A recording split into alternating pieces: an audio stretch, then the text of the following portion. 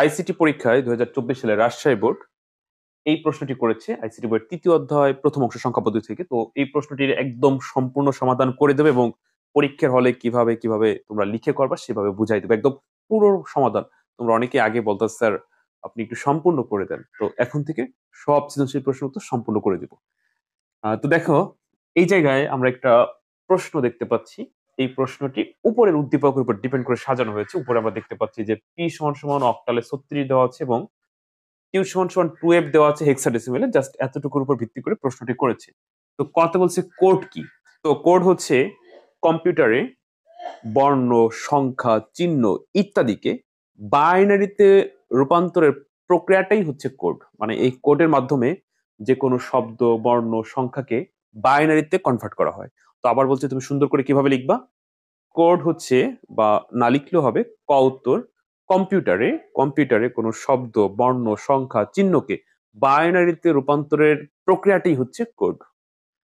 এরপর খ নম্বরে আমরা দেখতে পাচ্ছি যে 1 যোগ 1 সমান 100, মানে 11-র সাথে 1 যোগ করলে 100 হতে পারে। কেমনে কেমনে? 11 আর 1 তো 12।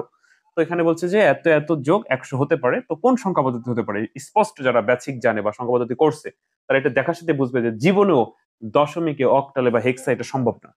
তার মানে একমাত্র বাইনারিতে সম্ভব। তো তুমি এই প্রশ্নটি কিভাবে সুন্দর করে লিখবা? লিখবে এরকম: 1 যোগ 1 সমান 100।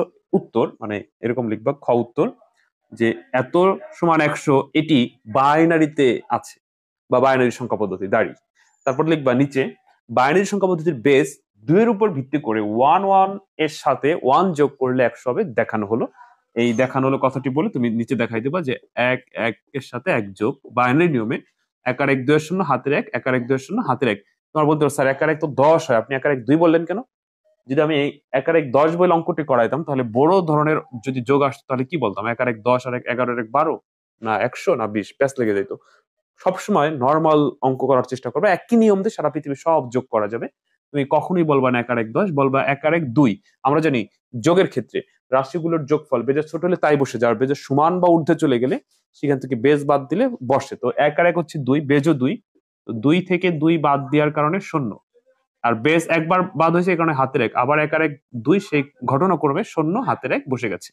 এ যাও, এই ক্লাসে যোগ বিস্তারিত না বলি। খ বুঝতে পারছো কি বলছিলাম? আবার বলছি, এত যোগ এত সমান 100 এটি বাইনারি সংখ্যা পদ্ধতি দাঁড়ি। বাইনারি সংখ্যা পদ্ধতির বেস 2 এর উপর ভিত্তি করে 1 এর সাথে 1 যোগ করলে যোগফল 100 হয়। নিচে দেখানো হলো, নিচে দেখানো হলো কথাটি বলে এতটুকু দেখাই দিবা।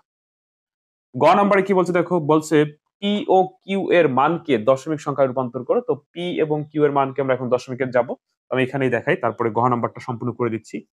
গ উত্তর লিখে লিখবা পি এর মান দশমিকে কনভার্ট করা হলো।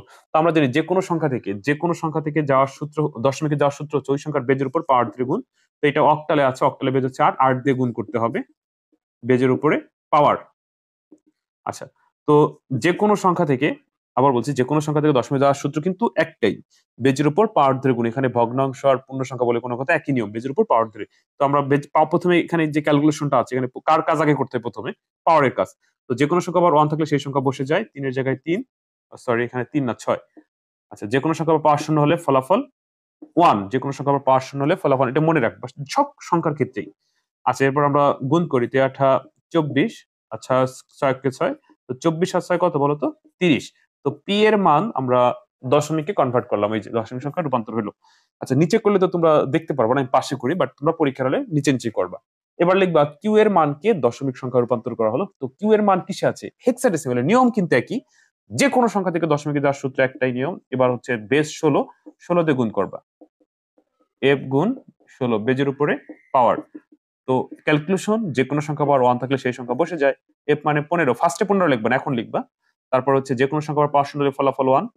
এবার গুণ করো, 16 দুগুণে 32, 15 অক্ষে 15, এখানে গুণ 15 অক্ষে 15।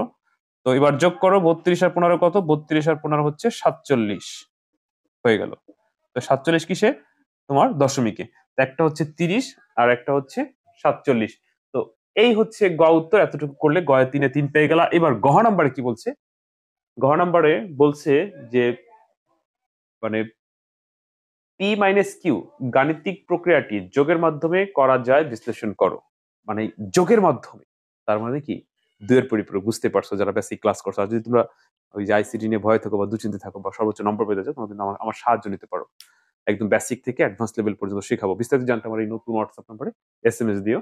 আচ্ছা, তো আমি এবার ঘ নাম্বারটা তোমাদেরকে করাই দিই। দেখো, পি মাইনাস কিউ গাণিতিক প্রক্রিয়াটি যোগের মাধ্যমে করা যায়, বিশ্লেষণ করো।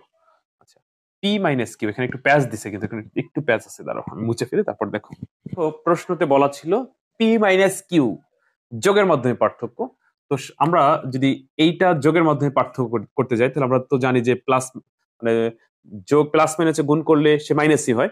তো সেক্ষেত্রে আমরা দেখতে পেলাম যে পি হচ্ছে প্লাস, কিউ হচ্ছে মাইনাস। তো বড়টার শুধু বাইনারি করতে হয়, আর ঋণাত্মক যে ঋণাত্মক তাকে দুয়ের পরিপ্রয়োগ করতে হবে। এখানে দুয়ের পরিপ্রয়োগ করতে হবে কার? কিউ এর দুয়ের পরিপ্রয়োগ করতে হবে। কিন্তু আমরা যদি গ নাম্বারে বিশ্লেষণ করতে যাই, গ নাম্বারে আসছে এবার এই প্রশ্নে গ নাম্বার যদি আমরা যখন করছিলাম তোমাকে দেখাইছিলাম, তখন দেখতে পাচ্ছিলাম যে এইটার মান কিন্তু বড় হয়েছিল। মানে এইটা হচ্ছে তোমার দশমিক সংখ্যা হয়েছিল 30, আর এইটা হয়েছিল 47। তার মানে 30 থেকে 47 বিয়োগ, তাহলে অ্যান্সারটা কেমনে আসবে? অ্যান্সারটা হবে -17 অ্যান্সার। তো -17 আমরা এখন বিয়োগ না করে যোগের মাধ্যমে বের করব। ওকে, আচ্ছা। তো উত্তর গ নাম্বার, রাজশাহী বোর্ড 2024 সালের প্রশ্ন, গ নাম্বার উত্তর। প্রথম হচ্ছে যে সংখ্যায় থাকে থাকো আমাদের বাইনারিতে যেতে হবে। কিসে যেতে হবে বলতো? বাইনারিতে। তাহলে আমরা পির মানটা আগে বাইনারিতে করি। তো পির মানটা কিসে আছে? পির মানটা হলো অক্টাল আছে, যাবো কিসে? বাইনারিতে। তো অক্টাল থেকে বাইনারি হচ্ছে যাওয়ার সূত্র 3 বিট। 3 বানাতে কি লাগবে? 4 লাগবে না, 2 আর 1 লাগবে, 0 1 1। 6 বানাতে কি লাগবে? 4 আর 2 1 লাগবে না, 1 1 0। অতএব পেয়ে গেলাম 1 1 1 1 0। অ্যান্সার লেখার সময় সামনে 0 লেখা দরকার নাই। এবার আমরা কিউ এর মানটাকে বাইনারিতে কনভার্ট করব। তো আছে 2f। 2f কিসে আছে? হেক্সাডেসিমেল আছে। যাব কিসে? বাইনারিতে। এই জন্য 4 বিট, 8 4 2 1। তো 2 বানাইতে কি লাগবে? 0 0 1 0 0 0 1 0। f মানে 15, 4টা 1। আচ্ছা, এবার দাঁড়াইলো অতএব 1 0 1 1 1 1। ওকে, আচ্ছা। তো পি এবং কিউ আমরা বাইনারিতে কনভার্ট করে ফেললাম। অনেকে আছে যে কে ছোট কে বড় এইটা বোঝার জন্য সে দশমিকে যায়, তারপরে চেনে, কিন্তু দশমিকে যাওয়া লাগে না, বাইনারিতে বোঝা যায় কে ছোট কে বড়। যেমন এই জায়গায় আমরা দেখতে পাচ্ছি 5টা বাইনারি আছে পির মান, আর কিউ এর মান 6টা বাইনারি আছে। তার মানে এখানে গণনার কিছুই না, স্পষ্ট বোঝা যাচ্ছে এটা বড় এটা ছোট। তুমি তারপর যদি এরকম ধরতে না পারো, তুমি এরকম গণনা করবে। দেখো এখানে আছে 1,01,111, আর এখানে আছে 11,110। তাহলে 11,000 বড় নাকি 1,00,000 বড়? অবশ্যই 1,00,000 বড়। তাহলে নিচেরটা বড়, উপরেরটা ছোট। তো বিষয়টা আমরা জানি যে ছোটটাকে দুয়ের পরিপ্রয়োগ করতে হয়, কিন্তু এই জায়গায় কিন্তু সেটা বলে নাই। কারণ এখানে হচ্ছে পি মাইনাস কিউ। তার মানে কিউ এর মান বড় হওয়া সত্ত্বেও কিউ এরটাই আমার দুয়ের পরিপ্রয়োগ করতে হবে, কারণ দুয়ের পরিপ্রয়োগ মানে হচ্ছে ঋণাত্মক। যেই সংখ্যাটি ঋণাত্মক তাকে দুয়ের পরিপ্রয়োগ করতে হয়। তো এই জায়গায় পি এর মান দুয়ের পরিপ্রয়োগ করা লাগবে না, আমরা কিউ এর মান দুয়ের পরিপ্রয়োগ করব। তাই তুমি লিখবা যে কিউ এর মান দুয়ের পরিপ্রয়োগ করা হলো। তো কিউ এর মান দুয়ের পরিপ্রয়োগ যদি করতে যাই, তো কিউ এর বাইনারি কত আছে? 1 0, তারপর হচ্ছে 4টা 1। এখানে পাশে লিখবা বাইনারি মান, বাইনারি মান। এখানে আছে কয়টা? এখানে আছে হচ্ছে 6টা। তো তোমার একটা বিটে গিয়ে দাঁড়াইতে হবে। তো 6 নামে তো কোনো বিট নাই, 8 বিট আছে। তো আমরা 8-এ যাওয়ার জন্য আরো 2টা শূন্য নিব। আচ্ছা, এবার এটার নাম হচ্ছে প্রকৃত মান। কেন প্রকৃত মান? ওই যা ছিল তাই আছে, যা ছিল তাই আছে। দেখো এখানে 6টা, সেই 6টাই আছে, প্রকৃত মান। ওকে, আচ্ছা। তোমাদের প্রশ্ন, স্যার এখানে তো একটা শূন্য দিলে হইতো, বা শূন্য কেন দিলেন? শূন্য কেন দিলাম? এই বাইনারি মানকে উল্টাইলে 1-এর পরিপ্রয়োগ পাওয়া যায়, তার সাথে 1 যোগ দিলে 2-এর পরিপ্রয়োগ। তো বাইনারি মান উল্টাইলে, স্যার এটা উল্টাইলে তো 1-এর পরিপ্রয়োগ হয়ে যাওয়ার কথা। হ্যাঁ, হয়ে যাওয়ার কথা, কিন্তু আমি যখন এটা উল্টাবো তখন এই 1 বিলুপ্ত হয়ে শূন্য হয়ে যাবে, তখন মূল্য থাকবে না, কারণ আমরা জানি সামনে শূন্যের কোনো মূল্য নাই। এবার তুমি আমাকে কাউন্টার প্রশ্ন করতে পারো, স্যার তাহলে একটা দিলে তো হইতো, মানে একটা দিয়ে উল্টাইলে তো ভ্যালু থাকতো। হ্যাঁ, একটা দিয়ে উল্টাইলে ভ্যালু থাকতাম, কিন্তু তোমাকে একটা বিটে গিয়ে দিতে হবে। বিটটা হচ্ছে কি, আমি যদি একটু দেখাই এই পাশে, যে 1 2 4 8 16 32 64 128 ইত্যাদি, এটা হচ্ছে বিট। তো যে কোনো একটা বিটে এসে দাঁড়াতে হবে। ওই যে বাজার থেকে মেমোরি ক্রয় করো না, ফোন মেমোরি বা মেমোরি, সেই মেমোরি হিসাবটা কিন্তু এখানে, যে 1 জিবি পাওয়া যায়, 2 জিবি, 4 জিবি, 8 জিবি, 16 32 64 128 256 500, এর বাইরে কিন্তু পাবা না। তো এখানে আসছিল 6টা, তো 6 নামে তো কোনো বিট নাই। তো সবসময় সামনের বিটে যেতে হয়, এই জন্য 8-এ আসার জন্য 2টা লাগছে। যদি 7টা থাকতো তাহলে 1টা লাগতো, যদি 5টা থাকতো তাহলে 3টা লাগতো। তোমাদের প্রশ্ন, স্যার যদি 8টা থাকতো, 8টা যে 8টা থাকতো তাহলে যে কয়টা থাক সামনের বিটে যাবো, তাহলে 8টা থাকলে 16 বিটে যা লাগতো, তাহলে এখানে আমরা আরো 8টি অতিরিক্ত শূন্য বসাইতাম। আচ্ছা যাই হোক, এটা হচ্ছে প্রকৃত মান। এই প্রকৃত মানকে উল্টাইলে একের পরিপূরক পাওয়া যায়। উল্টাইলে মানে শূন্য থাকলে 1, 1 থাকলে 0, এটার নাম হচ্ছে একের পরিপূরক। আচ্ছা, এই একের পরিপূরকের সাথে 1 যোগ দিলে 2 এর পরিপূরক হয়ে যায়। একের পরিপূরকের সাথে 1 যোগ দিলে 2 এর পরিপূরক। তো যোগ দাও, 0 আর 1 যোগ করলে 1, আর যা আছে তাই। ওকে, এবার আমাদের বলছিল যে এত এবং এত যোগের মাধ্যমে বের করো। এবার হচ্ছে আমরা এই কিউ এর মানটা ঋণাত্মক, তাই 2 এর পরিপূরক করে নিলাম। এবার এই অংশ আর এই বড়টার বাইনারি মানে পজিটিভটা যেটা ধনাত্মক সংখ্যা, সেটার বাইনারি যোগ দিলে কিন্তু অঙ্ক হয়ে যাবে। আমি এই পাশটাই করে দেখাই, এটা মুছে ফেলে। হ্যাঁ, তো তোমরা কি বুঝতেছো আমাকে অবশ্যই কমেন্টে জানাবে, বুঝতে পারলেও জানাবে, না বুঝতে পারলেও জানাবে। আমি আমার জায়গা থেকে সর্বোচ্চ চেষ্টা করবো তোমাদেরকে বোঝানোর জন্য। আর এরপরে তোমরা চাইলে আরো স্পেশাল ভাবে আমার কাছ থেকে একদম শুরু থেকে শেষ পর্যন্ত শিখতে পারো। ওই যে হোয়াটসঅ্যাপ নাম্বার দেওয়া আছে, SMS দিও। আচ্ছা, এবার হচ্ছে আমরা লিখবো অতএব যোগের মাধ্যমে বা যোগের প্রক্রিয়ায় এত নির্ণয় করা হলো। আচ্ছা, তাহলে পির মান দেওয়া ছিল হচ্ছে হচ্ছে কত দেওয়া ছিল আমি তো খেয়াল করি নাই। 30টা আমি একটু কাল্পনিক ভাবে দশমিকের 30কে বাইনারিতে নেই, তো 16 লাগবে, 16 আর 8 24, 24 আর 4 28, 28 আর হচ্ছে 2 30, 1 লাগে নাই। ওকে, এটা ছিল পির মান। আর কিউ এর মান ঋণাত্মকটা দেওয়া আছে, ওইটা এবার সাজাই পিছন থেকে। 1 0 0 0 1, তারপর হচ্ছে 0 1 1। ওকে, যা ছিল সেটা বসেছে, এখন আমরা যোগ দিব বাইনারি নিয়মে। 0 আর 1 যোগ করলে 1, 0 আর 1 যোগ করলে 1, 0 আর 1 যোগ করলে 1, 0 আর 1 যোগ করলে 1, 1 আর 1 2 এর 0, হাতের 1 বসে গেল, আর যা আছে তাই। এইটা হলো অ্যান্সার। এবার তোমরা বলতে পারো স্যার -17 হলো অ্যান্সার হওয়ার কথা, যেহেতু 30 থেকে 47 বিয়োগ করলে -17, তো কেমনে বুঝবে এটা -17? তুমি এবার এই 17কে 2 এর পরিপূরক করে দেখো, এই অ্যান্সারটা হবে।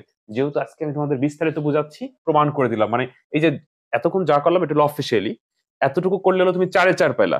এখন হলো আমি প্রমাণ করে যে এটা 17 হয় কিনা। আমারও তো ভুল হইতে পারে। দেখো যে 17কে আমরা যদি বাইনারি করি, এই যে 17 বাইনারি হচ্ছে 1 0 0 0 1, মানে 16 লাগে, 8 4 2 লাগে না, 1 লাগে না। কেমনে বের করছি? 17কে তুমি ভাগ দিয়ে বের করতে পারো অথবা বিটের সাহায্যে বের করতে পারো। বিট হলো কি 16 8 4 2 1, 17 বানাইতে 16 আর 1 লাগে, 8 8 4 আর 2 লাগে না। তো যাও সংক্ষেপে বুঝাচ্ছি। এখানে লিখবো বাইনারি মান আছে 5টা, তো এবার 3টা শূন্য, যা আছে তাই। এবার এটা উল্টাও, 1 1 1 0 1 1 1 0, এবার 1 যোগ দাও, 0 আর 1 যোগ করলে 1, আর যা আছে তাই। আচ্ছা, এইটার এটা দেখো তো মিলে গেছে না? মিলে গেছে। তার মানে এই 17-র 2 এর পরিপূরকই এই অ্যান্সারটা, মানে -17। দেখছো কেমনে আমরা কোথাও কিন্তু বিয়োগ করিনি, সেই অ্যান্সারটা পেয়ে গেছি। বিশ্বাস হইছে? মিলছে? ওকে। তো প্রিয় শিক্ষার্থী, তো যাই হোক, এইগুলো বোঝার জন্য তোমার অনেক বেসিক স্ট্রং করতে হবে, অনেক প্র্যাকটিস করতে হবে, তা না হলে পরীক্ষার হলে তুমি ধরা খেয়ে যাবা, গোলাই ফেলবা। তো ঠিক আছে, ভালো থেকো। আর যদি আইসিটিতে সর্বোচ্চ নম্বর পেতে চাও, আইসিটিতে ভালো করতে চাও, আমার সহযোগিতা নিতে পারো। বারবার বলি, নতুন হোয়াটসঅ্যাপ নাম্বার SMS দাও, আগের হোয়াটসঅ্যাপ বন্ধ হয়ে গেছে, 01782291657। ভালো থেকো, পরবর্তী ক্লাসে আবার কথা হবে। আল্লাহ হাফেজ।